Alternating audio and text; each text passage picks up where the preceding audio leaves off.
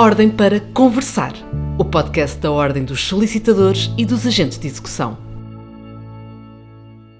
Olá, sejam bem-vindos a mais um episódio do podcast Ordem para Conversar, onde já sabe, a única ordem que aqui se impõe, neste espaço de análise e reflexão, é mesmo esta: conversar. Temos dado a conhecer conversas com os atuais dirigentes da OSAI, gravadas poucos meses após a tomada de posse. E hoje recebemos o representante do primeiro dos dois colégios que integram esta ordem, Francisco Serra Loureiro, presidente do Conselho Profissional do Colégio dos Solicitadores. Mas antes, temos as questões dos associados e, naturalmente, as respostas da bastonária da OSAI, Anabela Veloso. Sra. Bastonária, muito boa tarde neste caso e muito obrigada pela oportunidade de conversarmos, de estarmos aqui mais uma vez para clarificar, esclarecer, responder diretamente a perguntas que nos chegam remetidas pelos nossos associados. Hoje temos aqui uma pergunta muito curiosa que lembra que já passou mais até de um ano de mandato.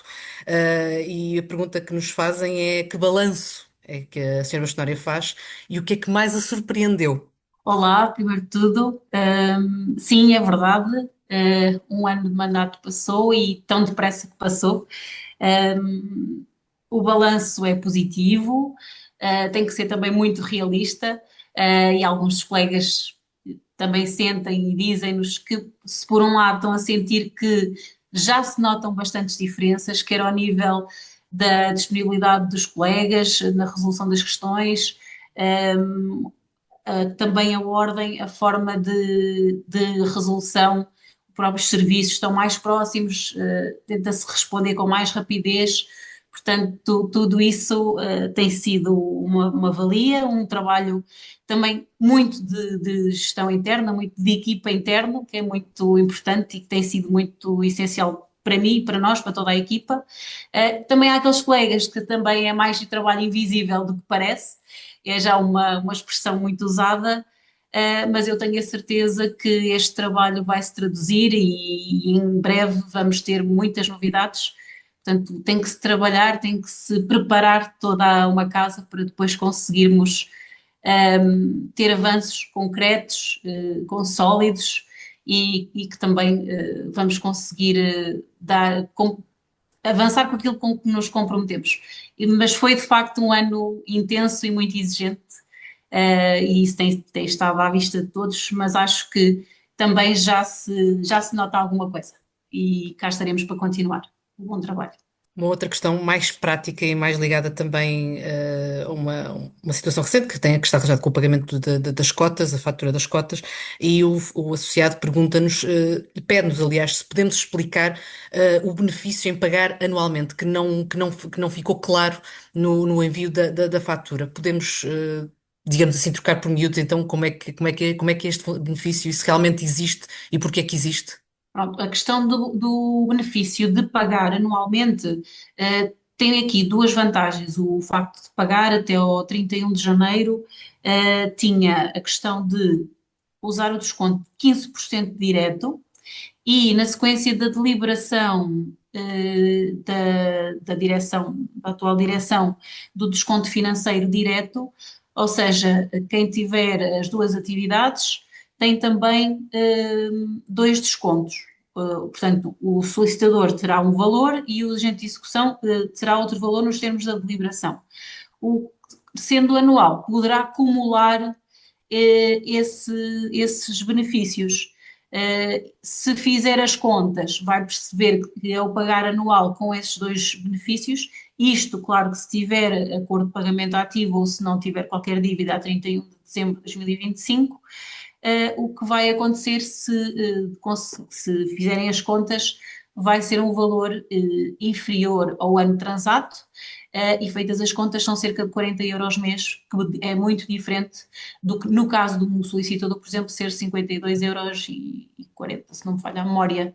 Sra. Bastonária, tenho a certeza que ficou mais esclarecido e ficou mais claro então qual é que é este benefício e mais uma vez muito obrigada por este tempo e pela oportunidade de conversarmos. Muito obrigada, até à próxima. Obrigada.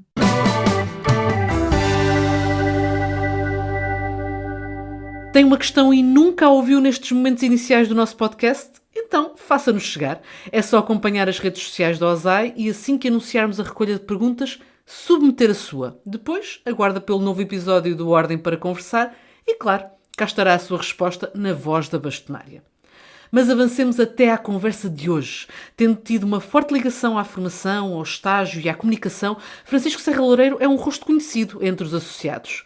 Hoje é presidente do Conselho Profissional do Colégio dos Solicitadores, eternamente convicto de que, numa profissão tão vasta, em áreas e oportunidades, não se pode ambicionar chegar longe sozinho, sem uma lista de contactos repleta de colegas disponíveis para conversar. E é isso mesmo que vamos fazer hoje. Temos então aqui connosco o Presidente do Conselho Profissional do Colégio dos Solicitadores e eu lanço desde já uma daquelas perguntas que posso dizer que é quase um desafio para um debate interior. O que é que o Francisco associado reivindicaria junto do Francisco, Presidente do Colégio dos Solicitadores? Olá Ana, bom dia. Essa é uma questão um bocadinho complicada porque a resposta não será linear, porque ao longo dos tempos as coisas vão mudando e aquilo que eu no fundo reivindico de mim próprio é o que eu estaria a reivindicar se não estivesse neste cargo. Ele tem que ser realizado com isenção e sempre com um distanciamento de quem também trabalha. E acho que só faz sentido assim, ou seja, vamos imaginar que eu começo a ocupar um determinado cargo e afasto-me das responsabilidades que eu tenho enquanto solicitador, estar no terreno, perceber as dificuldades.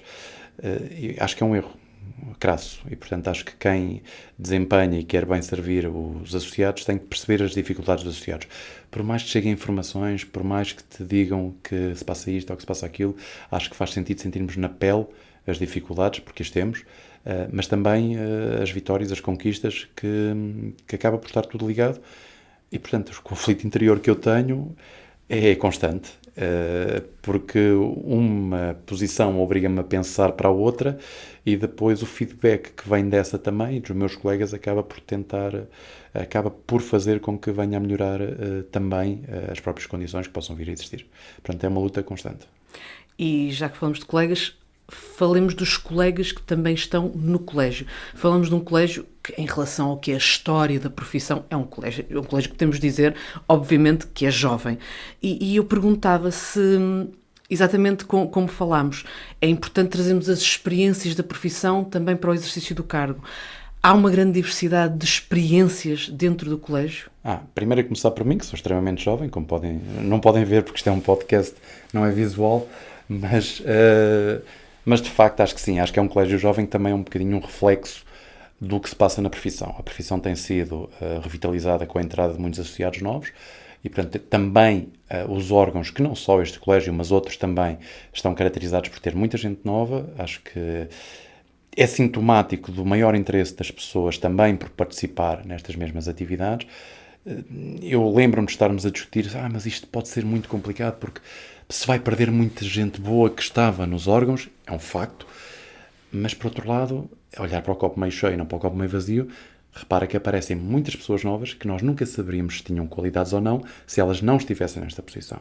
E portanto foi um bocadinho nesta ótica de já conhecer as pessoas que estão a integrar o meu colégio, na perspectiva que são pessoas jovens com alguma experiência, umas mais do que outras, mas que salvaguarda isto que era pretendido, que é um bocadinho de sangue novo, um bocadinho uma dinâmica diferente. Eu acho que não se vai perder essa mesma experiência que é essencial, porque o colégio são 5 pessoas, 5 cabeças pensantes, mas não são únicas e exclusivas donas da razão. O que quer dizer que contamos com os demais, e nós já falámos e já criámos alguns grupos de trabalho em que vamos buscar pessoas que estão fora do colégio. Nem faz sentido que seja de outra maneira. Porque se nós nos arrogarmos em que somos nós, que vamos por este caminho, somos nós que sabemos, é o problema da ilha. Se pensarmos e se olharmos da ilha para fora, não sabemos o que é que se passa, nem sequer sabemos que estamos numa ilha. E, portanto, temos que ter a perspectiva que, de facto, todos têm que contribuir, a experiência é extremamente importante, continuar a ouvir os mais velhos na profissão e não só. Portanto, há sempre esta mescla, que nós somos uma profissão muito engraçada, porque muitas vezes temos colegas extremamente novos na profissão e já com uma idade e com uma maturidade bastante acima da média. O que quer dizer que muitas vezes aproveitamos pessoas que são novas na profissão, com 2, 3, 4 anos, mas com uma bagagem de vida e de outras profissões que nos permitem dizer assim, sim senhora, mais-valia, e portanto estas pessoas têm um contributo sempre importante. Por isso é juntar a juventude com a experiência, misturar tudo e acho que dá uma receita espetacular. E estamos a prová-la, aliás, estamos no início de mandato e por isso também perguntava, até para os nossos associados terem uma noção, digamos assim, de como é que funciona, de como é que é o trabalho, de como é que se distribui, de como é que tudo acontece.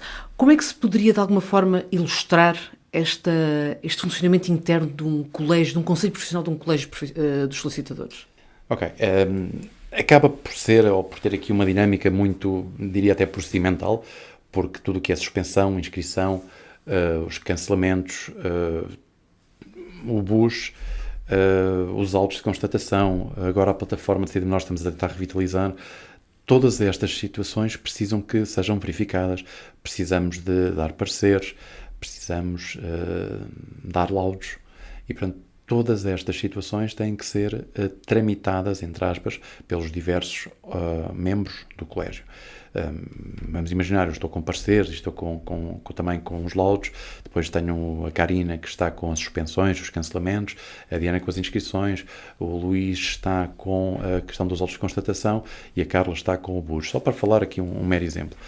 E para dar a entender que basicamente é muito trabalho que não se vê, mas que faz a dinâmica da ordem acontecer diariamente. E estamos a tentar fazer um bocadinho diferente na perspectiva de sermos imediatos. O Luís, por exemplo, vou dar meramente como exemplo, tem tido o cuidado de todos os dias verificar a questão dos autos, que era uma coisa que às vezes tínhamos aqui um atraso e que às vezes criava alguma dificuldade na realização dos mesmos, ou para retificar, além de os queremos ainda melhorar.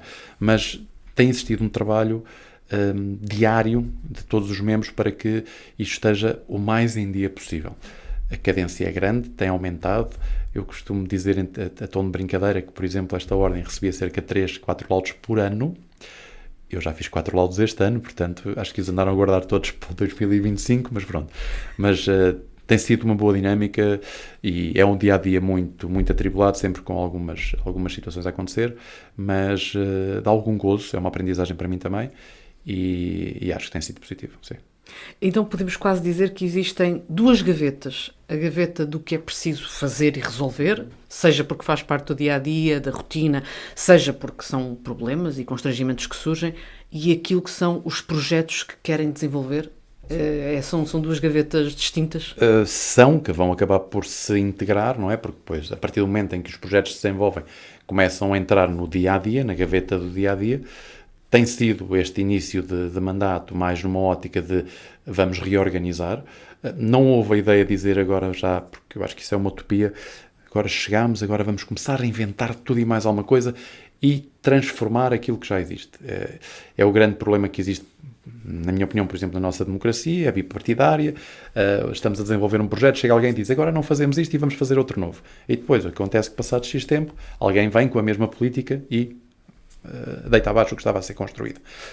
Aqui havia, por exemplo, projetos que já estavam idealizados, estavam eventualmente mal potencializados, ok, sem problema, a roda está cá, vamos pô-la a rodar mais depressa. Acho que no fundo é isso, é aprimorar e para já desenvolver aquilo que está a ser feito, a tal gaveta do dia-a-dia que tem que ser feita, que não pode ser esquecida, que precisa de respostas rápidas do associado.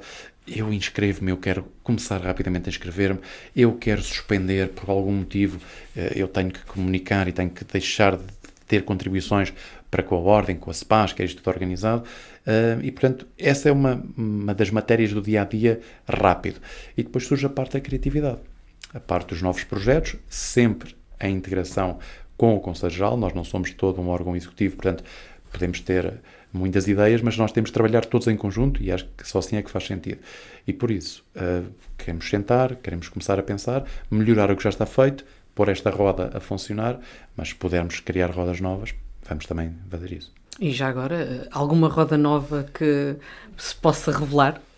Não há de todo agora uma roda que eu possa dizer que tenha aqui uma varinha mágica, não vale a pena estar aqui a tentar colher louros daquilo que não existe.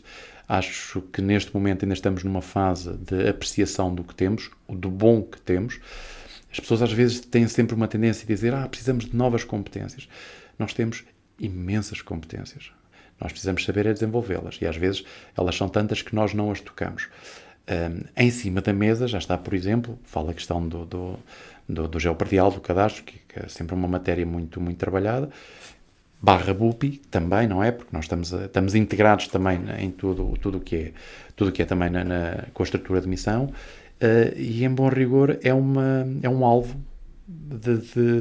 para o solicitador desenvolver mais competências. Temos que perceber a melhor maneira também ainda, dotá-lo para conseguir fazer, estar ainda mais disponível e mais capacitado para estar no terreno para desempenhar essas funções. Agora, de facto, vamos fazê-lo com alguma cadência, lógica, trabalhar juntamente com a formação, mais uma vez, em conjunto com o Conselho Geral, de modo a potenciar não só isso, mas outras novidades que apareçam.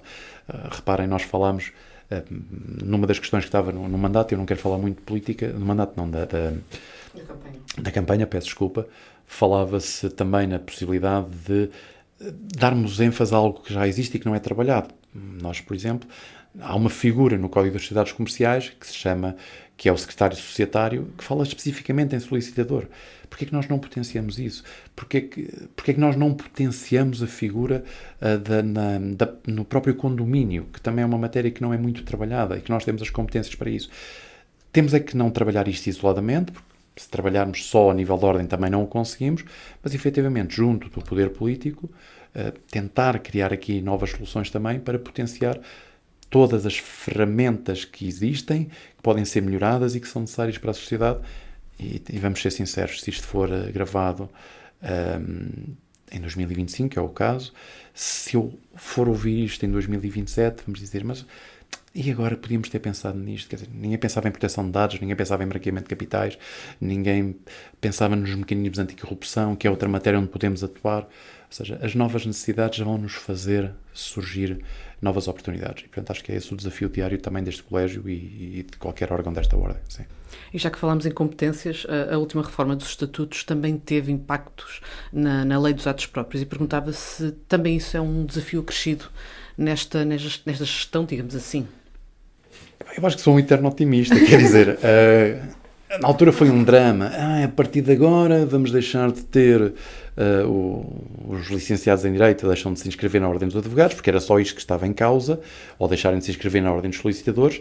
Não é os licenciados em solicitadoria, e isto, mais uma vez, ao contrário do que às vezes se diz, isto é uma coisa que a Ordem tem que batalhar. Nós estamos a falar das licenciaturas habilitantes, nós estamos a falar da profissão. E, portanto, estamos a falar de algo que cabe aos institutos, cabe a uma A3ES, cabe à tutela regular se efetivamente faz sentido esta diferenciação entre o licenciado em Direito ou o licenciado em solicitadoria poder exercer sozinho. Pronto. Feito este ponto prévio, só porque às vezes é necessário mesmo esclarecer isto, surgiu a ideia que agora isto ia ser um caos, que ia ser uma anarquia. Mas em bom rigor já passou algum tempo e a verdade, o que é que nós verificamos? Isto continua a rodar, continua a fluir, temos algumas situações onde temos efetivamente alguns juristas a desenvolver trabalho sozinho. Nós tivemos a questão da lei dos atos próprios que alterou, mal, na minha opinião, é verdade, mas depois a responsabilidade associada e os problemas inerentes ao exercício de uma profissão dessas, sem estarem devidamente acompanhados e sem estarem devidamente inscritos numa ordem, acarreta alguns problemas. E, essencialmente, um deles passa pelo poder disciplinar, que desaparece, as pessoas não têm esse poder, mas, questão prática, se as pessoas agora estiverem a ouvir isto, vão dizer assim, bem, efetivamente nada mudou. O mercado continua exatamente da mesma maneira, os solicitadores continuam a desempenhar o trabalho, os advogados também, e se calhar até houve alguma dinâmica de publicidade, de dizer, bem, aqueles são só juristas, só, entre aspas, com o devido respeito, e estes são solicitadores e também advogados. Eu nunca me esqueço, acho que somos classes que não somos concorrentes, mas obviamente sempre a defender a nossa dama. Mas não trouxe propriamente um problema. Acho que podíamos olhar para o copo mais uma vez meio cheio e dizer vamos chorar e vai ser um drama e vamos perder as nossas competências todas. Não. Continuamos a exercer. As alterações estatutárias trouxeram algumas novidades até na perspectiva da eliminação da publicidade, o que nos coloca, digamos assim, numa perspectiva sempre em respeito com o que nós temos a nível deontológico, a nível de ética da profissão, mas que nos coloca numa posição em que podemos divulgar muito mais as nossas competências, as nossas profissões, e, portanto, estamos num mercado que é inevitável, que nós não temos hipótese, que a tendência, seja portuguesa, seja da Europa, é uma concorrência o mais aberta possível. não tão aberta como se pretendia, inclusivamente com acabar os estágios, mas a nível de trabalho propriamente, depois de estarmos sedimentados e bem sustentados para uma ordem profissional, acho que a concorrência é salutar. E a concorrência, se for bem entendida, leva-nos a ser melhores. A concorrência é connosco próprios. Se eu hoje faço isto, eu amanhã quero fazer melhor. E, portanto, acho que qualquer profissional deve olhar sempre para o que aparece, não como uma dificuldade, mas como um desafio. Porque se eu ultrapassar aquele desafio, estou melhor do que estava ontem. E eventualmente, até se criaram oportunidades de divulgação daquilo que é um outro fenómeno, que é um problema, que é a procuradoria ilícita. De certa forma, quando se fala dos assuntos, eles ficam mais na memória dos cidadãos.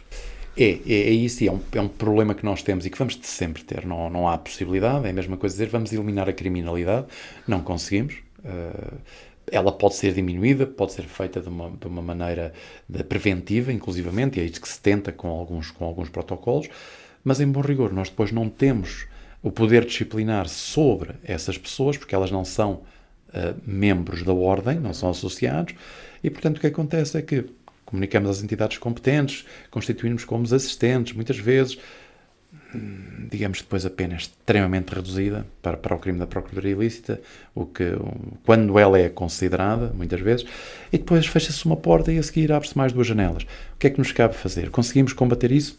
Conseguimos atenuar, eliminar, eu acho muito difícil. Então só temos uma hipótese, e isso que tu disseste e disseste bem. Fala sobre as coisas, então vamos potenciar naquele momento e dizer: procuradoria ilícita é errada? É. Mas olha, então sabe o que é bom? É consultar um profissional em condições.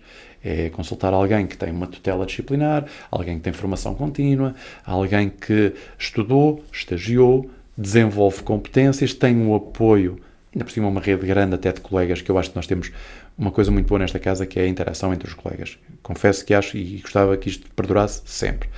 E é uma boa oportunidade, mais uma vez. Choramos ou vendemos lenços de papel, não é? Portanto, acho que cabe-nos a nós, enquanto associados, potenciar tudo o que acontece.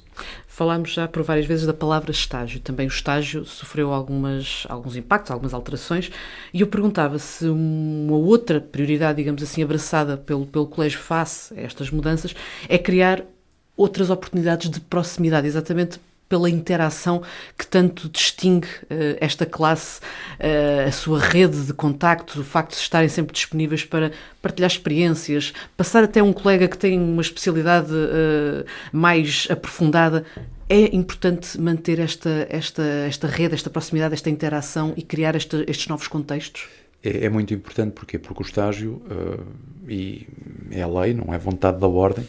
Neste momento, ainda estamos numa fase transitória, mas quando tivermos o regulamento de estágio novo já aprovado, após a aprovação da A3ES, do Conselho de Supervisão e depois da tutela, portanto, ainda vai demorar um bocadinho, ainda por mais estamos a atravessar uma fase em que a tutela não se irá pronunciar garantidamente. O que vai acontecer é que, e já o está a acontecer, eu não vou ter exames. Eu não vou ter, a maior parte das vezes, um contacto direto com o patrono. Portanto, a realidade de escritório vai diminuir drasticamente. Pronto.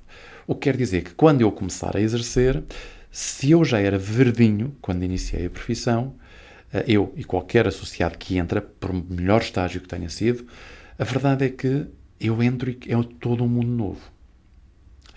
Agora vai ser um mundo novo, mas com uma diferença muito maior, porque eu quase que saio de um ambiente académico para um ambiente profissional puro. As dificuldades vão ser maiores.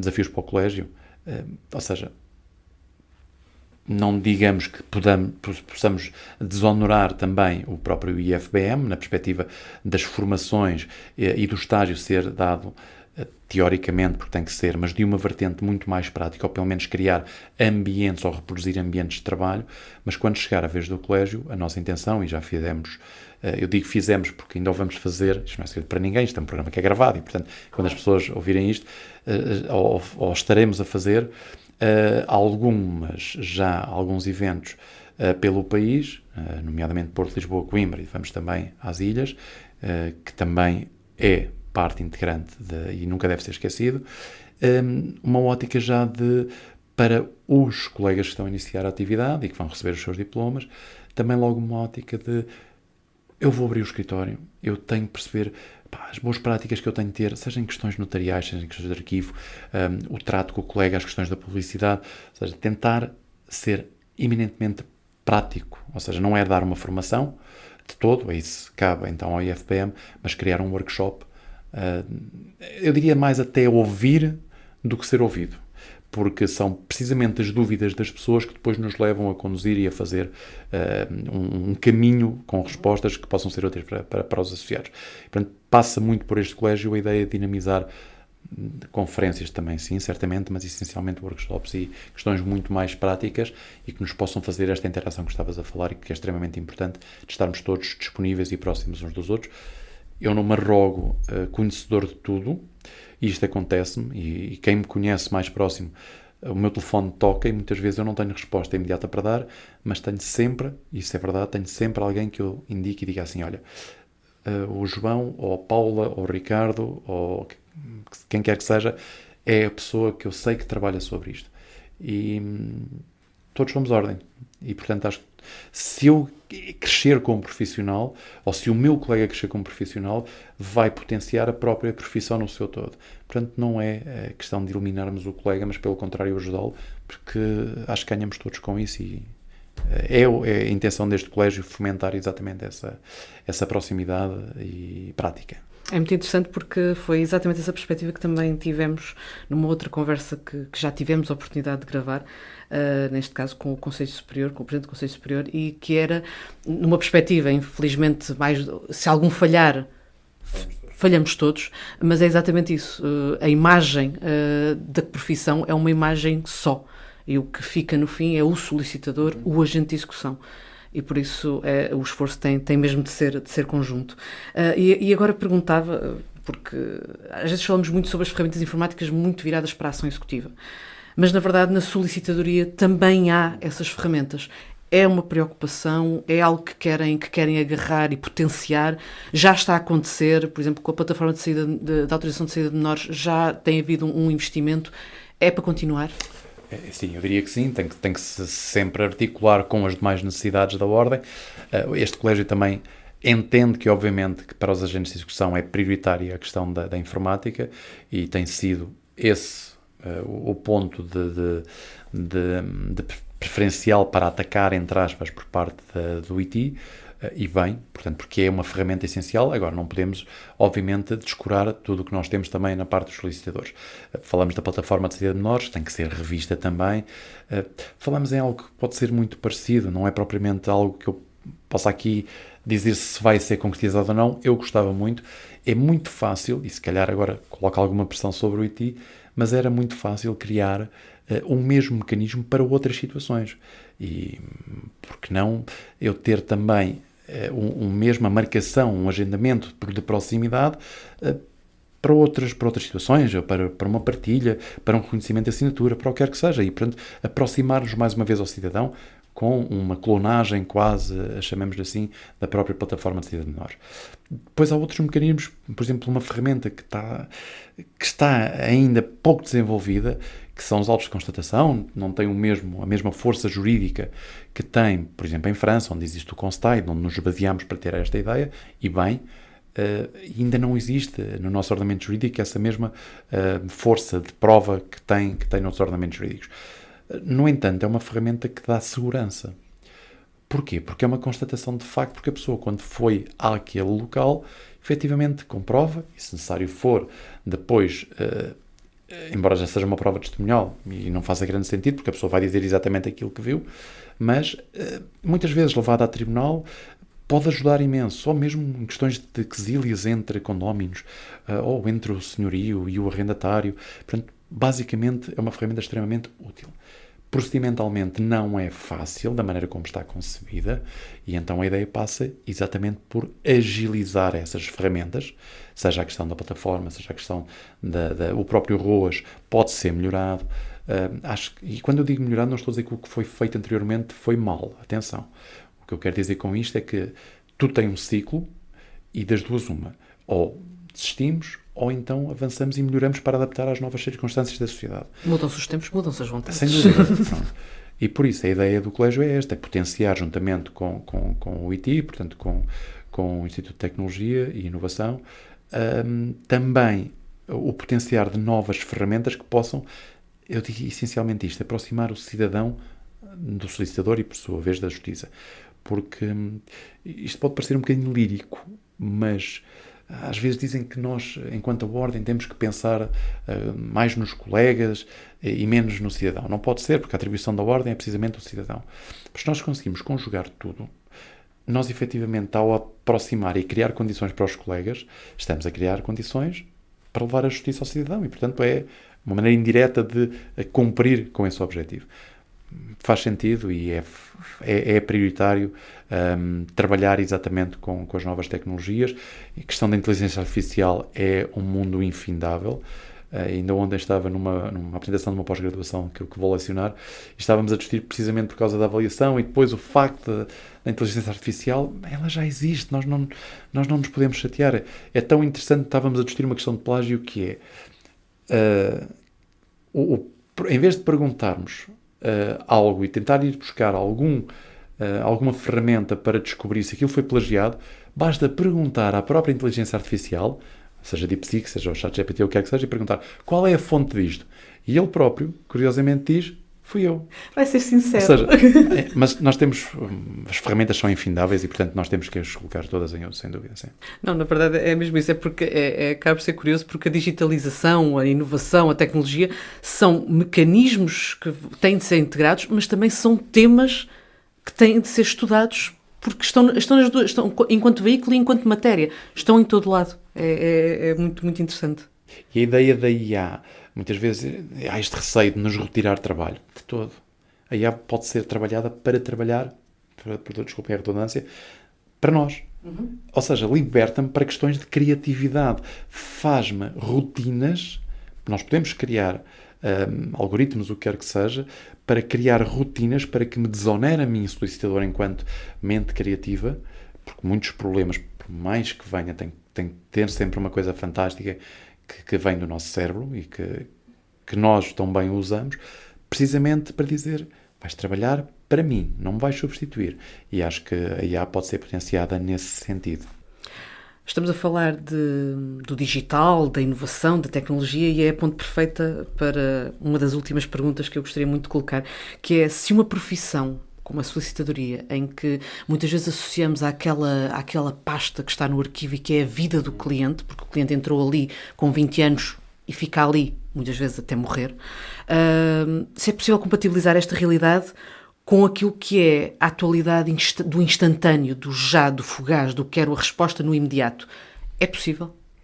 É só explicar que não é literalmente como dizes, que eu não tenho clientes fechados no meu escritório desde os 20 anos até morrer. Com certeza, muito menos no arquivo. Era metafórico deixar a salvaguarda, okay, e, portanto, até para não afastarmos... Claro que sim. Agora, muito obrigada pelo alerta. Podiam as pessoas agora estar a ouvir e dizer, mas será que... Não, o arquivo, as regras são específicas e não temos lá pessoas.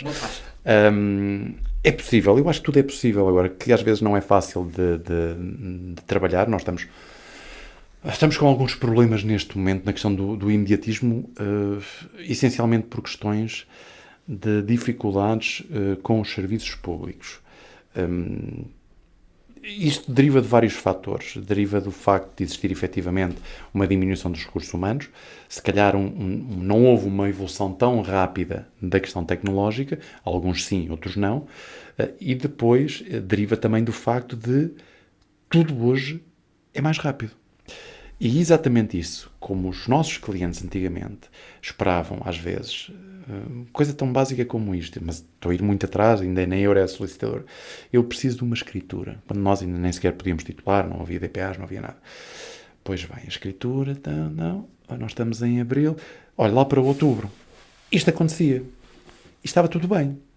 Só que nós estamos numa altura da vida que é, eu agarro no telemóvel, eu sei a notícia quando ela acontece. Certos canais até transmitem antes de acontecer ou fazem acontecer. Mas antigamente eu lia o jornal no dia a seguir e sabia o que é que se tinha passado no dia anterior. Ou, no caso, havia alguns que era de semana a semana e eu via o que é que se passou. Ou seja, o imediatismo leva a isto, a que as pessoas queiram muito. Mas estamos com um computador à frente, abrir o browser hoje demora a menos de um segundo. Antigamente, abrir o browser, ficávamos ali a pensar, fazer um download demorava imenso tempo, e nós vamos nos adaptando. Agora, o que acontece é que houve serviços que não tiveram essa capacidade, porque isto implica muito dinheiro, muito investimento. As questões políticas não as vou debater, de facto, o que é preferencial. Quem está lá certamente fez as melhores opções. E, portanto, o que pode acontecer é que nós, enquanto ordem, também potenciarmos, e é esta perspectiva de chegarmos aos serviços e dizermos também o que é que nós podemos oferecer. E o que é que nós podemos oferecer numa ótica de fazer com que se cumpra aquilo que todos trabalhamos, que é, efetivamente, tornar isto mais célere, agilizar a vida do cidadão. E se nós pudermos ser este ponto de convergência, se pudermos ser um ponto de contacto preferencial, onde determinado serviço, vamos dizer, vou dar um exemplo, de finanças, em que em vez de ter 30 ou 40 pessoas lá, numa manhã, se tiver 4 ou 5 solicitadores ou outros profissionais que façam esta rede de contacto, onde já fazem uma triagem dos problemas, onde já sabem o que é que querem, o que é que precisam, eu acho que o imediatismo e novas tecnologias, etc., isto acaba por estar tudo relacionado. E acho que temos um ponto fulcral para trabalharmos e sermos nós o elo de ligação entre a necessidade de imediatismo por parte das pessoas e a necessidade ainda de atualizações, de upgrades, e aproveitar e potenciar a informática e tudo o que temos à frente. Sim. Por outro lado, todo este mundo também nos garante um acesso mais vasto e célere à informação. E por isso perguntava se ainda perguntam muitas vezes o que é um solicitador, ou se já podemos dizer que a sociedade vai sabendo cada vez melhor o que é um solicitador. Eu acho que sim. Obviamente que nós... mas acho que nós nunca estamos satisfeitos. E se eu ainda encontrar uma pessoa que me diga que não sabe o que é um solicitador ou o que é que fazemos, ainda fico um bocadinho triste. Mas se eu comparar, desde que comecei a exercer a profissão até aos dias de hoje, eu lembro-me que quando estudei não era solicitadoria, era só licoiso. Ou seja, os outros cursos, isto é verdade, os outros cursos diziam, mas só licoiso, o que é isso? Porque não havia esta noção do que era, o que é que nós fazíamos, para que é que isto servia. E a própria população tinha muita dificuldade em entender porque é que existia também esta profissão. Eu acho que hoje existe em muitos locais, eu diria a maior parte dos locais, os grandes centros podemos ter ainda alguma dificuldade, mas a nível de profissões jurídicas, eu não vejo neste momento qualquer diferença de conhecimento entre a grande parte da sociedade relativamente ao que é um advogado, um solicitador ou um notário. Portanto, há um conhecimento perfeito das três profissões e outras situações que nós temos no dia-a-dia e que conseguimos perceber que efetivamente estamos a ser considerados como alguém que efetivamente percebe do direito, facilita, agiliza, é rápido, potencia soluções e é isto que nos faz a diferença. E, portanto, respondendo objetivamente à tua questão, acho que não. Acho que hoje ainda há, evidentemente, há pessoas que vivem em cavernas e, portanto, não sabem, evidentemente, não conhecem, não têm Wi-Fi. Estou a ser um bocadinho irónico, mas acho que, efetivamente, a maior parte da sociedade hoje já tem um conhecimento do que é. Deve-se também ao bom trabalho de todos os colegas, porque por mais publicidade institucional que se faça e que se faz, e vocês têm um trabalho excelente aqui na comunicação relativamente a isso, temos que ser honestos. A melhor publicidade é aquela em que eu vou a um determinado local, seja um dentista, um médico, um solicitador, um veterinário, eu digo assim, fui bem atendido. Eu vou chegar a casa e vou dizer, correu lindamente. Vou ao café e disse, sabes quem é que me resolveu isto? Foi um solicitador. Tenho mais uma situação. E de 1 passa para 2, 2 para 4. É uma história muito rápida que eu digo. E isto é um grão de areia que se transforma muito rapidamente num areal inteiro. Havia uma história que se perguntava num tabuleiro de xadrez o que é que tu querias receber. Se tu querias receber 1 milhão de euros, ou se querias receber, a história não era assim porque é muito antiga e não havia euros, ou se queres receber 1 cêntimo no primeiro quadrado e depois 2 no segundo, e vais multiplicando até chegares aos 64. E é esta dinâmica que eu acho que acontece na publicidade, entre aspas, do boca a boca. Porque de 1 transforma-se em 2, 2, 4, 8, 16, 32, 64, 128, eu posso continuar se quiseres, mas muito rapidamente estamos no 1 milhão, 2 milhões e por aí fora. E é isto que nós temos que fazer um bom trabalho, e se chegarmos lá fora e se chegarmos ao Sr. Manuel e à Dona Maria, a seguir eles vão levar aos outros e o raio de alcance é evidentemente muito, muito grande mesmo. Estando garantida a aprovação no exame de matemática, chegámos à última pergunta da nossa conversa e aproveitava a resposta a esta penúltima pergunta, que é: esta seria a mensagem que poderia ser deixada aos colegas? Se todos fizermos, estamos a fazer por todos? Diria que sim, mas não só. É sempre esta lógica que eu já falei aqui ao longo do dia.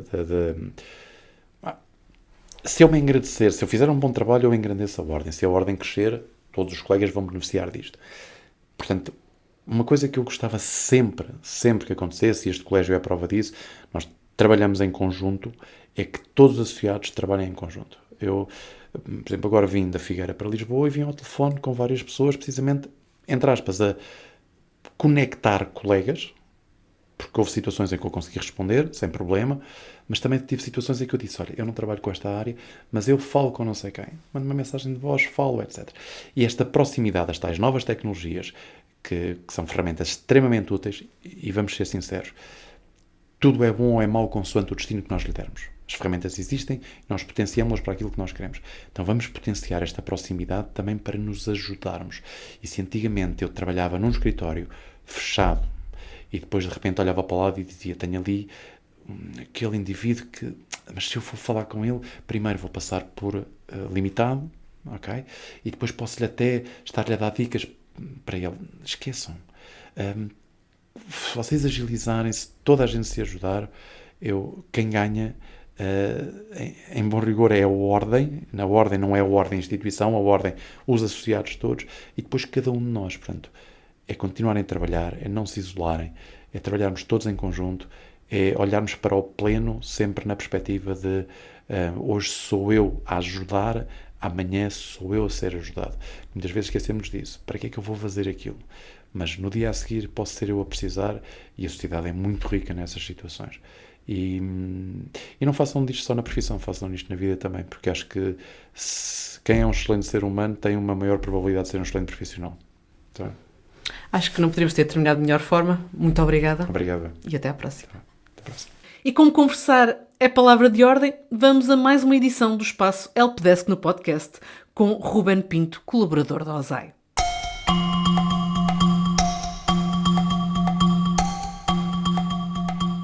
E cá estamos, Ruben, para mais um espaço Helpdesk no podcast. Muito obrigada por estares aqui connosco novamente. Olá, Ana. Obrigada também pelo convite.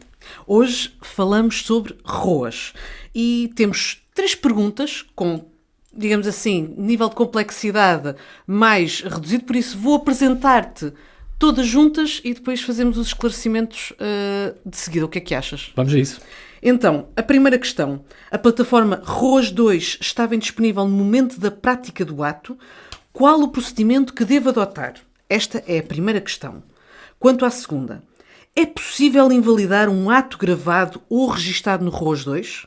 E, por fim, existe forma de ser apresentada a morada secundária no modelo pré-definido nos registros do ROA 2? Muito bem, Ana. Começando então pela primeira pergunta.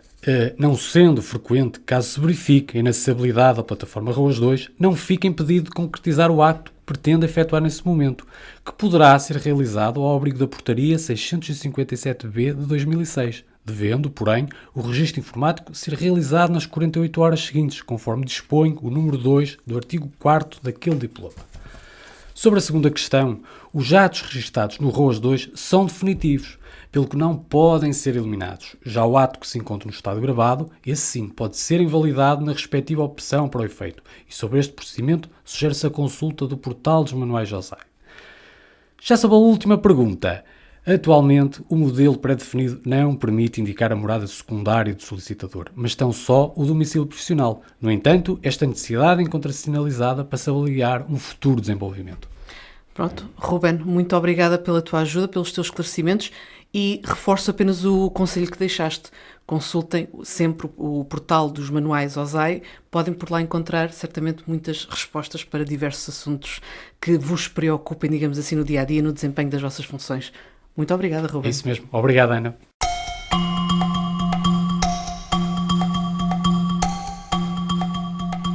Chegamos ao fim de mais um episódio da segunda temporada do podcast Ordem para Conversar.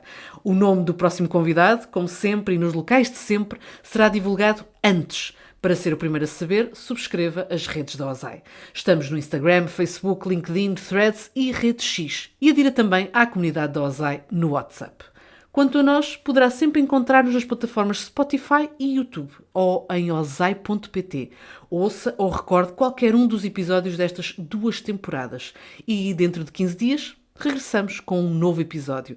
Neste que é o podcast da Ordem dos Solicitadores e dos Agentes de Execução, onde já sabe, a ordem é só uma: conversar.